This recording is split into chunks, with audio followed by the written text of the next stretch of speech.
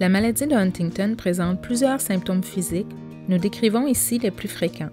Il est à noter qu'une personne atteinte ne présentera pas nécessairement tous les symptômes décrits ici. De plus, la sévérité et l'ordre d'apparition varient d'une personne à l'autre. La chorie. Il s'agit de mouvements involontaires, irréguliers et au hasard. La personne atteinte n'arrive pas à contrôler ses mouvements. Au début de la maladie, les mouvements touchent surtout les extrémités du corps, telles que les mains et les pieds. Au fur et à mesure que la maladie progresse, les mouvements touchent le corps en entier. La chorie peut causer des blessures à cause des chutes et des difficultés à dormir peuvent aussi survenir. Les mouvements augmentent avec le stress et l'anxiété. La fatigue peut aussi y contribuer. Lorsque la chorie cause trop de difficultés, elle peut être réduite à l'aide d'un médicament. La rigidité ou la difficulté à bouger peut se présenter dans les stades plus avancés de la maladie. La perte des mouvements volontaires. La perte progressive des mouvements volontaires débute tôt dans la maladie et progresse au cours des années. La personne atteinte aura de plus en plus de difficultés à faire et à maintenir ses mouvements volontaires. Voici quelques exemples. Ses expressions faciales sont réduites, elle est plus maladroite et échappe des objets, elle a moins de dextérité et il est plus difficile de faire des gestes précis, comme attacher ses boutons. Les problèmes d'équilibre et de chute. La démarche devient plus lente et plus élargie. La chorie peut provoquer des chutes. Il est fortement recommandé de suivre un programme d'exercice élaboré par un physiothérapeute. Dysarthrie. L'articulation est de moins en moins contrôlée et il est plus difficile de comprendre les mots prononcés. Un orthophoniste peut aider à identifier des solutions et des outils pour améliorer la situation. Dysphagie. Il est plus difficile d'apporter la nourriture à la bouche, de mâcher, d'avaler et de respirer en même temps. La personne atteinte peut prendre trop de nourriture, ne pas bien mâcher et s'étouffer, et ce, même avec les liquides. L'orthophoniste et la nutritionniste peuvent aider à trouver des méthodes pour s'adapter à ce problème. L'incontinence. Les difficultés à se déplacer et les muscles qui travaillent moins bien contribueront à l'incontinence. De plus, la personne atteinte ne reconnaît pas toujours le besoin d'aller à la toilette. La maladie peut entraîner une perte de poids. Celle-ci est causée par l'augmentation du métabolisme à cause de la chorie, la difficulté à planifier et à préparer ses repas et le besoin de plus de temps pour manger. De plus, certaines personnes atteintes mangent moins parce qu'elles ont peur de s'étouffer. La maladie de Huntington présente plusieurs symptômes cognitifs. Nous décrivons ici les plus fréquents. Il est à noter qu'une personne atteinte ne présentera pas nécessairement tous les symptômes décrits ici. De plus, la sévérité et l'ordre d'apparition varient d'une personne à l'autre. L'apprentissage et la communication. Une personne atteinte aura des difficultés à apprendre de nouvelles choses. On remarque aussi un ralentissement de la parole et un délai avant ou entre les réponses.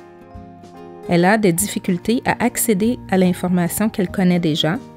On constate qu'elle a besoin de plus de temps pour répondre à une question et qu'il lui est difficile d'organiser l'information. Les difficultés de communication se présentent assez tôt dans la maladie et progressent jusqu'à la toute fin. Il s'agit d'une source importante de frustration et de limitation, autant pour la personne atteinte que pour les aidants. Les problèmes de perception. La personne atteinte a des problèmes à reconnaître et à identifier les émotions des autres, ce qui peut nuire aux interactions sociales. Il devient difficile d'estimer le temps correctement. La personne est souvent en retard ou n'évalue pas bien le temps nécessaire pour faire une activité. La perception de son corps dans l'espace qui l'entoure est moins bonne. Donc, la personne atteinte peut se cogner plus souvent sur les meubles ou les obstacles. Le risque de blessure augmente parce que la personne atteinte perçoit difficilement la douleur. Elle pourrait, par exemple, mal juger la température de l'eau et se brûler. La personne atteinte est aussi souvent incapable de reconnaître les changements qui l'affectent, tant au plan physique que comportemental. Par exemple, Lorsqu'on questionne une personne atteinte sur son état, celle-ci répondra qu'elle va bien, malgré les symptômes évidents qu'elle présente. Ceci s'explique par un dérèglement dans le cerveau et n'est donc pas du déni. Les fonctions exécutives. La vitesse de réflexion. Le processus de réflexion et de la pensée est ralenti. La personne atteinte a besoin de plus de temps pour réfléchir et formuler ses réponses. Les tâches cognitives ne sont plus automatiques et prennent donc plus de temps et d'énergie. L'attention. Il devient difficile d'avoir une attention soutenue et de diviser son attention pour faire deux choses en même temps. La planification et l'organisation. La personne atteinte trouve difficile d'organiser son temps et planifier ses tâches. Par exemple, elle aura de la difficulté à garder son agenda à jour, suivre une recette ou compléter des formulaires. Le manque d'initiative. La famille remarque souvent que la personne atteinte reste assise toute la journée et ne fait rien. En fait, il est difficile pour la personne de commencer une activité ou une conversation. Elle a besoin d'une stimulation externe afin de faire ses activités. L'impulsivité. La personne est impulsive, agit sans réfléchir et a des comportements ou des propos inappropriés. De plus, la personne est souvent incapable d'attendre et peut devenir irritable ou encore demander la même chose à répétition. La maladie de Huntington présente plusieurs symptômes psychiatriques. Nous décrivons ici les plus fréquents. Il est à noter qu'une personne atteinte ne présentera pas nécessairement tous les symptômes décrits ici. De plus, la sévérité et l'ordre d'apparition varient d'une personne à l'autre. La dépression. La dépression touche environ 40% des personnes atteintes de la maladie de Huntington. Les obsessions et compulsions. Les obsessions sont les impulsions ou les pensées qui se répètent sans cesse. Par exemple, la peur des microbes. Les compulsions sont la répétition d'une action. Par exemple, se laver les mains plusieurs fois par heure. Ces troubles peuvent causer beaucoup d'anxiété et il est important d'en discuter. L'apathie. La personne atteinte perd sa motivation et son intérêt pour ce qui l'entoure. Vous pouvez inciter la personne à reprendre ses activités en lui en suggérant, en instaurant des routines et en utilisant des calendriers. L'irritabilité.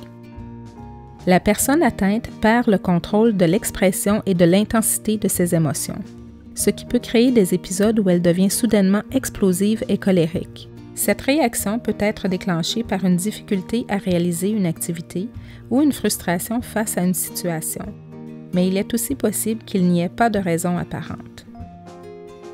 Persévérance et fixation. La personne peut avoir une idée fixe et en parler constamment. Par exemple, elle demande d'aller à un endroit précis ou de manger un aliment particulier. On peut essayer de rediriger son attention vers autre chose. Une autre option est d'instaurer des routines telles que lui dire qu'elle pourra avoir un café à chaque repas. L'anxiété. L'anxiété peut apparaître à cause de changements de routine ou à cause de difficultés à accomplir certaines tâches. On peut diminuer l'anxiété en rassurant la personne atteinte, en la préparant à l'idée d'une sortie et en simplifiant les choix et les décisions. Les hallucinations. La personne entend des voix ou voit des choses ou des personnes qui ne sont pas là. Ce symptôme est rare. Il est faux de dire qu'il n'y a pas de traitement pour la maladie de Huntington. Il est vrai qu'actuellement, nous ne pouvons pas guérir la maladie. Par contre, nous pouvons traiter les symptômes psychiatriques à l'aide de médicaments qui contribuent grandement à améliorer la qualité de vie au quotidien.